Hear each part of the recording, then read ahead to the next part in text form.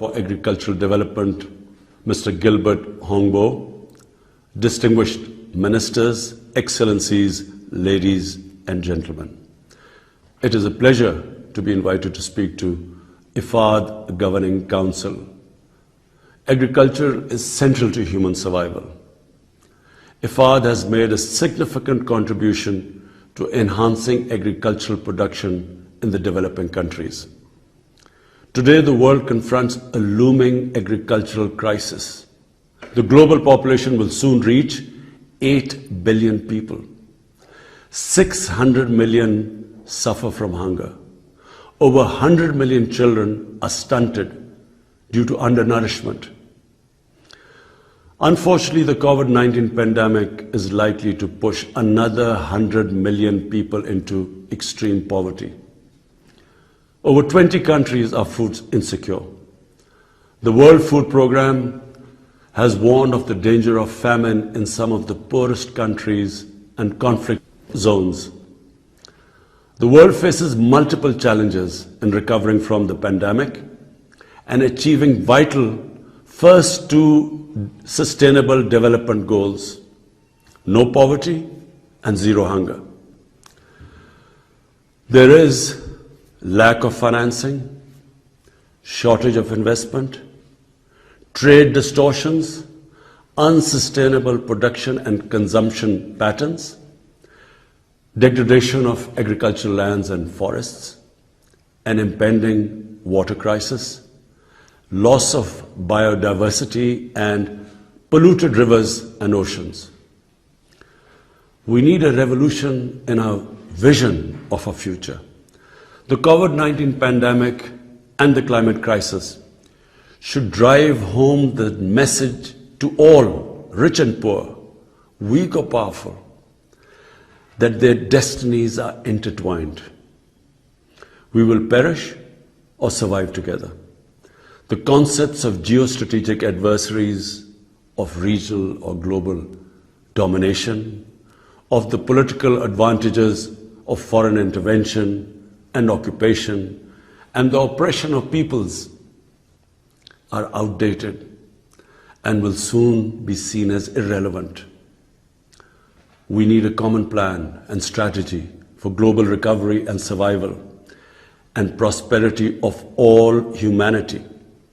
In response to the recession triggered by the COVID-19 crisis, I proposed a global initiative on debt relief last April. The debt suspension announced by the G20 and the emergency lending programs of the World Bank, IMF, and others have provided some breathing space.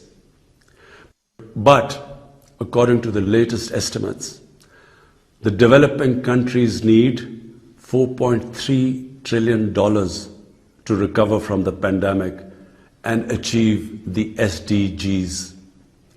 Last December, at the special session of the UN General Assembly, I proposed several measures for generation of early financing to enable developing countries' recovery from the COVID-19 crisis.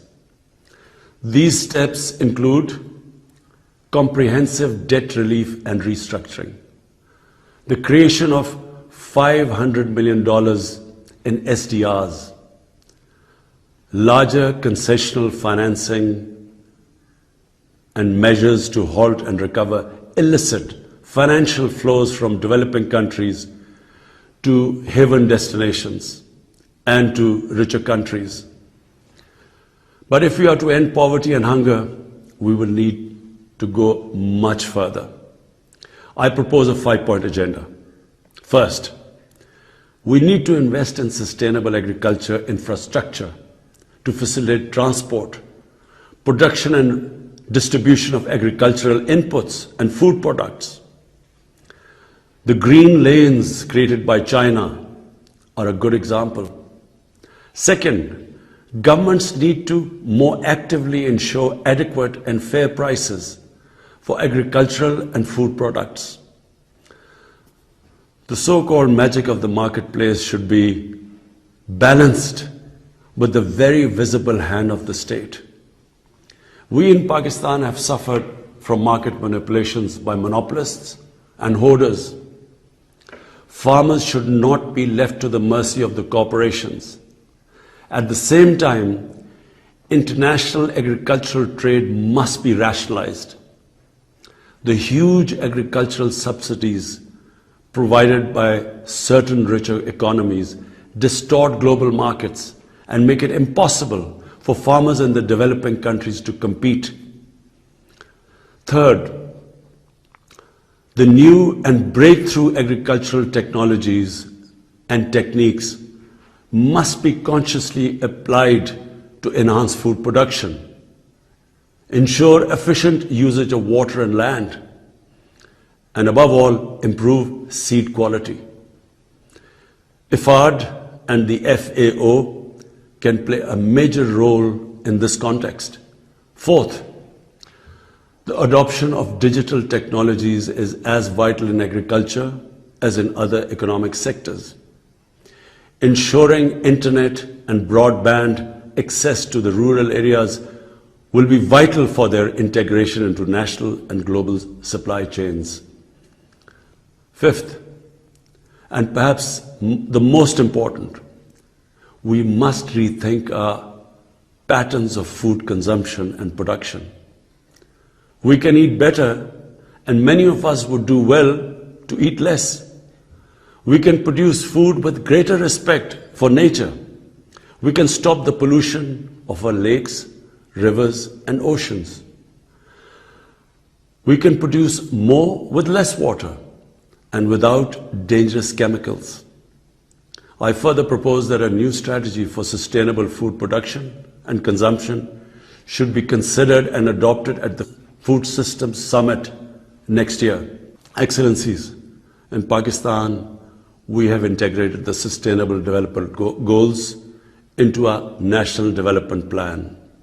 My government has accorded the highest priority to achieve SDG 1, which is no poverty, and SDG 2, zero hunger. Despite our financial difficulties, during the COVID-19 pandemic, we provided a relief package of around $8 billion. It included emergency cash assistance to the poorest families and other vulnerable groups, including women and children. We did so through our ESAS program, which means compassion, fully utilizing digital technologies and databases. This was the largest poverty alleviation program in Pakistan's history. Agriculture sector, which had to grapple with the twin challenges of COVID-19 and locust attacks, which we were subjected to last year. But it continues to have my utmost attention. Budgetary allocation has been increased almost 3 times. Growth target for the current year has been set at 3.5%. We are also engaged in one of the largest reforestation programs in the world. We plan to plant 10 billion trees over the next 3 years. We will also set aside 8 large areas as national reserves or national parks. Under the China-Pakistan Economic Corridor, agricultural modernization has been included as a vital element of our development strategy. This will move us significantly towards combating hunger and poverty. Excellencies, the national efforts of developing countries like Pakistan to promote sustainable development and eliminate poverty and hunger can only succeed through international cooperation. We desire such cooperation with all countries. We greatly admire the role played by IFAD in promoting such cooperation. I wish you all the success in the important deliberations of your current session. I thank you.